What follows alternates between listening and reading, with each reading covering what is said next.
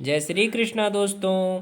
आज जो हमारा टॉपिक है वो ये है कि जिस प्रकार अग्नि धुएं से दर्पण धूल से अथवा भ्रूण गर्भाशय से आवृत रहता है, उसी प्रकार जीवात्मा इस काम की विभिन्न मात्राओं से आवृत रहता है। धुआं जो होता है वो अग्नि को ढक देता है, भ्रूण जो होता है वो गर्भाशय को ढक देता है। उसी तरीके से जो ये जीवात्मा को ये जो काम है वो उसके ज्ञान को ढक देता है। जीवात्मा के आवरण की 3 कोटियां हैं जिनसे उसकी शुद्ध चेतना धूमिल होती है। ये आवरण काम ही है जो विभिन्न स्वरूपों में होता है।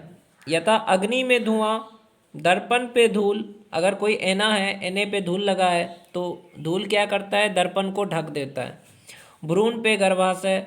जब काम की उपमा ध्रुव से दी जाती है तो यह समझना चाहिए कि जीवित स्फुलिंग की अग्नि कुछ कुछ अनुभव गम्य है।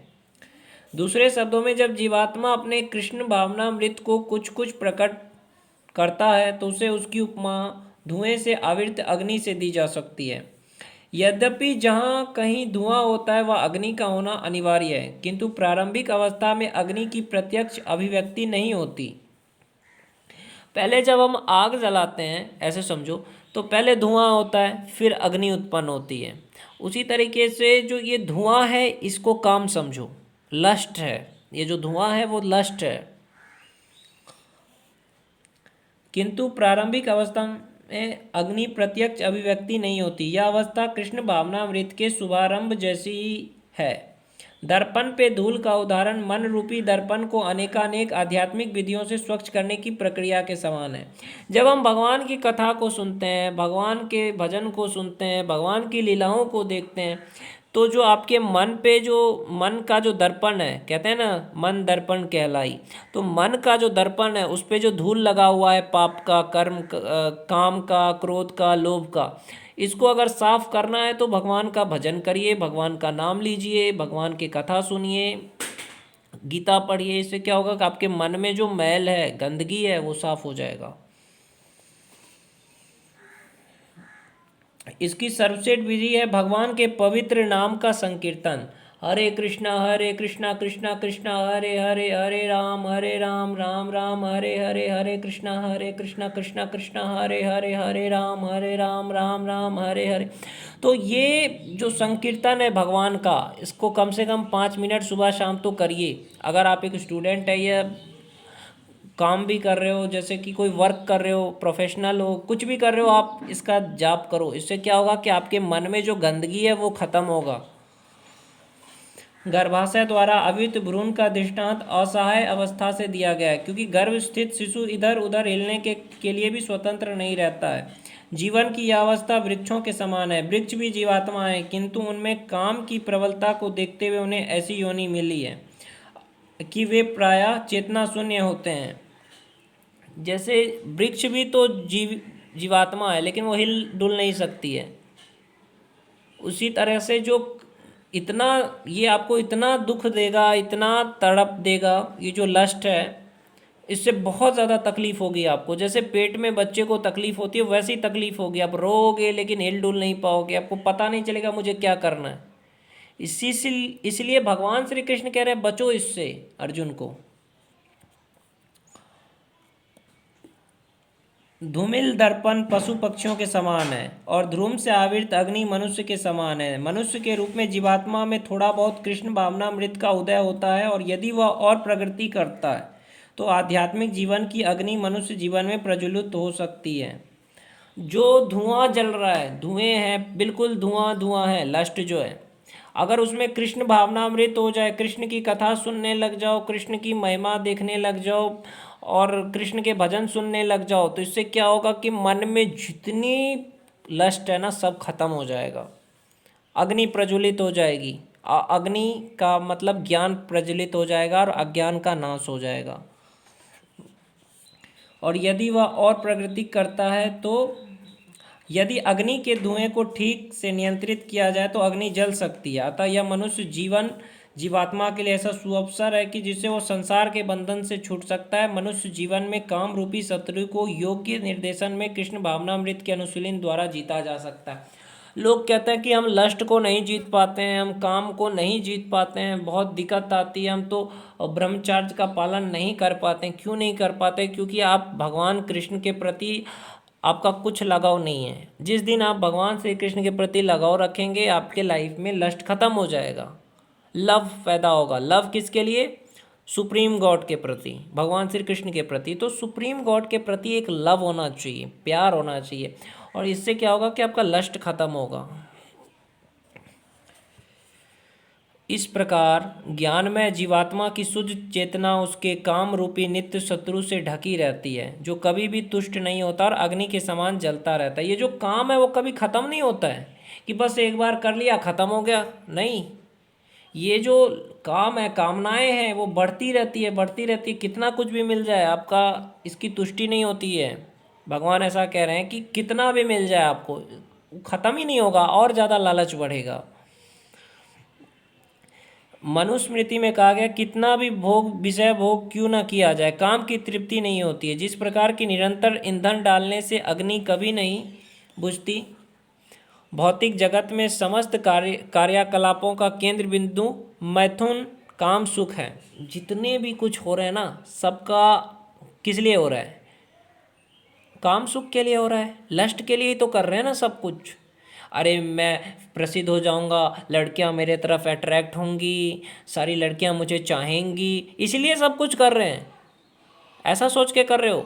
या मैं कुछ बनना चाहता हूँ ताकि सफल हो जाऊँगा तो खूबसूरत लड़कियाँ मेरे पीछे भागेंगी, ये सोच के अगर अपने जीवन में कुछ कर रहे हो तो मत करो, कभी नहीं होगा। आपका मन कभी पूरा नहीं हो सकता है।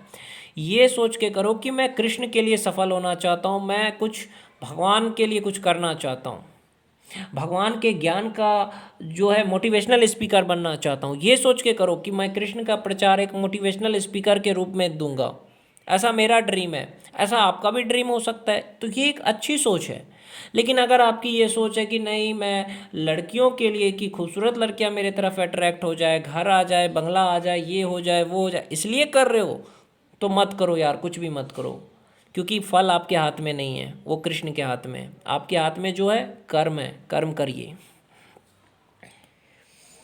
इस जगत को मैथुन आकार या विषय जीवन की हथकड़ियाँ कहा गया है। एक समान बंदी गृह में अपराधियों को छड़ों के भीतर रखा जाता है।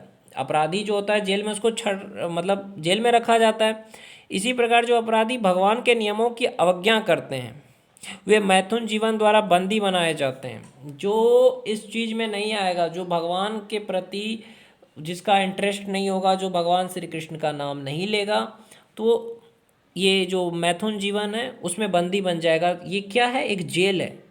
आप जिसे कह रहे हो कि मज़ा है, वो एक जेल है। जेल इसलिए कह रहा हूँ क्योंकि क्या मिलता है इससे? शादी करके भी क्या मिलता है? आप बताइए मुझे। ये एक जेल है, जिस जेल में भगवान ने आपको कैद कर दिया है। क्यों? क्योंकि आपने भगवान के नाम का जाप नहीं किया, आपने भगवान की कथा नहीं सुनी, आपने कृष्ण भावनामृत में कोई रुचि नहीं दिखाई, इसीलिए आपकी ये हालत है आज। और इंद्रिय तृप्ति के आधार पर भौतिक सभ्यता की प्रगति का अर्थ है इस जगत में जीवात्मा की बंधन अवधि को बढ़ाना। अतः यह काम अज्ञान का प्रतीक है, जिसके द्वारा जीवात्मा को इस संसार में रखा जाता है। इंद्रिय तृप्ति का भोग करते समय हो सकता है कुछ प्रसन्नताओं की अनुभूति हो, किंतु ये प्रसन्नता की अनुभूति ही इंद्रिय भोक्ता का चरम शत्रु है। लोग सोचते हैं कि लड़की मुझसे बात कर रही है, पैसा मेरे पास आ रहा है, मुझे ये मिल गया, मैं खुश हो गया, लेकिन वही आपका सबसे बड़ा शत्रु है, क्योंकि वो आपके लालच को और बढ़ाएगा। आप किसी लड़की से बात करते हो, फिर बात करते हो, ऐसा तो नहीं है एक बार बात कर लिया ख़त्म। तो ये चीज़ से अच्छा है कि भगवान की कथाओं को सुनिए, गीता को पढ़िए। इसमें अगर आपकी लालच हो कृष्ण कथा सुनने में, भजन सुनने में, हरे कृष्णा जाप करने में, तो ये अच्छा है, ये आपको परम धाम तक ले जाएगा। लेकिन ये गलत चीज़ जो आप करोगे तो ये आपको सीधे नरक में ले जाएगा। इंद्रियां, मन तथा बुद्धि इस काम के निवास स्थान है। तो ये रहता कहाँ है? जो इंद्रियां हैं, मन है और बुद्धि है, ये इसके निवास स्थान है। यहीं पे ये लस्ट रहता है, और इनके द्वारा यह काम जीवात्मा के वास्तविक ज्ञान को ढककर उसे मोहित कर लेता है। जैसे आप किसी खूबसूरत लड़की को देखते हो, अट्रैक्ट हो जाते हो, क्यों होते हो? कोई काम आपको करता है। ये जो लस्ट है वो आपको उसकी तरफ अट्रैक्ट करता है कि इसकी फिगर अच्छी है, ये ऐसी है, वैसी है। क्यों? क्यों? क्योंकि ये लस्ट ही है जो आपके अंदर के जो ज्ञान है, नॉलेज है, उसको ढक के रखा हुआ है। क्योंकि शत्रु ने बद्ध जीव के शरीर के विभिन्न सामरिक स्थानों पे अपना अधिकार कर लिया है।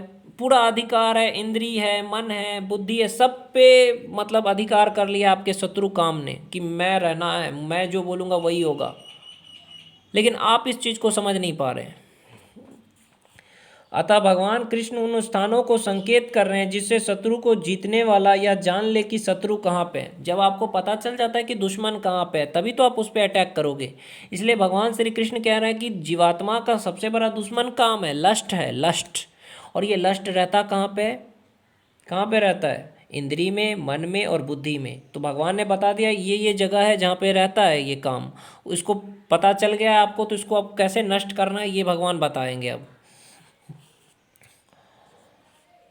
मन समस्त इंद्रियों के कार्यकलापों का केंद्र बिंदु है। अतः जब हम इंद्रिय विषयों के संबंध में सुनते हैं तो मन इंद्रिय तृप्ति के समस्त भावों का आगार बन जाता है। जैसे कि अगर आपने कुछ देखा, कुछ भी वीडियो देखा, गंदी वीडियो देखा, तो आपके मन में क्या होता है? लस्ट पैदा होता है।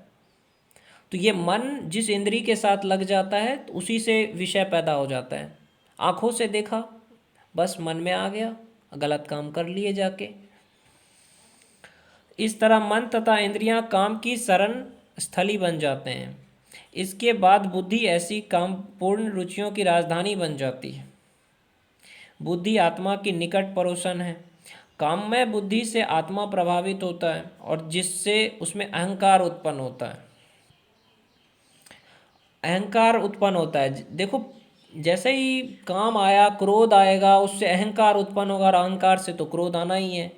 और वह पदार्थ से तथा इस प्रकार मन तथा इंद्रियों से अपना तादात्म्य कर लेता है। आत्मा को भौतिक इंद्रियों का भोग करने की लत पड़ जाती है। फिर धीरे धीरे इंसान की उसमें इंटरेस्ट हो जाती है कि अरे यही मज़ा है, यही सब कुछ है, जिसे वो वास्तविक सुख मान बैठता है। इस मिथ्या स्वरूप की अति में विवेचना की गई है कि जिसे तुम समझ रहे हो कि तुम्हारी वास्तविक खुशियाँ हैं, वो खुशी नहीं है यार, वही तुम्हारी नर्क का सबसे बड़ा द्वार है, काम, लस्ट।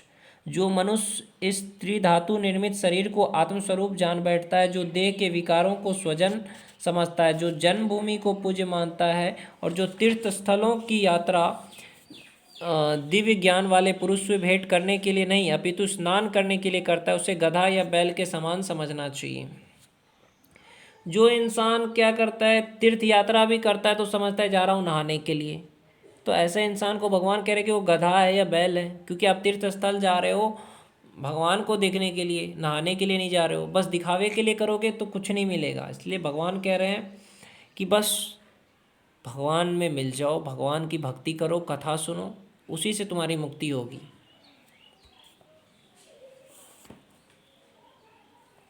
दूसरे श्लोक में कह रहे हैं ना, हे भरतवंशियों में श्रेष्ठ अर्जुन, प्रारंभ में ही इंद्रियों को वश में करके इस पाप के महान प्रतीक काम का दमन करो, ज्ञान तथा आत्म साक्षात्कार के इस विनाशकर्ता का वध करो। अगर वध करना है तो इस काम का वध कर दो। भगवान अर्जुन को कह रहे हैं कि इस काम का वध करो अर्जुन। भगवान ने अर्जुन को प्रारंभ से ही इंद्रिय संयम करने का उपदेश दिया है, जिससे वह सबसे पापी शत्रु काम का दमन कर सके, जो आत्म साक्षात्कार तथा आत्मज्ञान की उत्कंठा को विनिष्ट करने वाला। ज्ञान का अर्थ है आत्म तथा अनात्म के भेद का बोध, अर्थात यह ज्ञान की आत्मा शरीर नहीं है।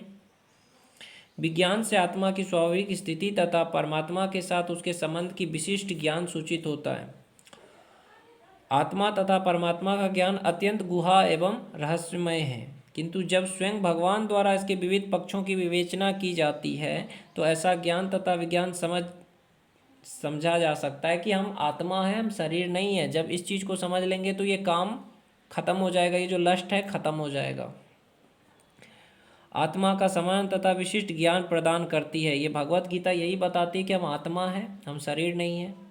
जीव भगवान के भिन्न अंश है, अतः वे भगवान की सेवा के लिए ये चेतना कृष्ण भावनामृत कहलाती है। अतः मनुष्य को जीवन के प्रारंभ से ही कृष्ण भावनामृत को सीखना होता है, जिसे पूर्णतया कृष्ण भावना भावित होकर तदनुसार कर्म करे। काम ईश्वर प्रेम का विकृत प्रतिबिंब है और प्रत्येक जीव के लिए स्वाभाविक है, किंतु यदि किसी को प्रारंभ से ही कृष्ण भावनामृत की शिक्षा दी जाए तो वह प्राकृतिक ईश्वर प्रेम काम के रूप में विकृत नहीं हो सकता। अगर कृष्ण में मन लग गया तो ये काम से आपका मन हट जाएगा, ये लस्ट से आपका मन हट जाएगा। इसलिए बच्चों को स्टार्टिंग से ही आप गीता की शिक्षा दीजिए। एक बार ईश्वर प्रेम के काम रूप में विकृत हो जाने पे इसके मौलिक स्वरूप को पुनः प्राप्त कर पाना दुस्साध्य हो जाता है। जब इंसान इस काम में लग जाता है, लस्ट में चला जाता है, तो उसको फिर वापस आने में थोड़ा लेट लगता है।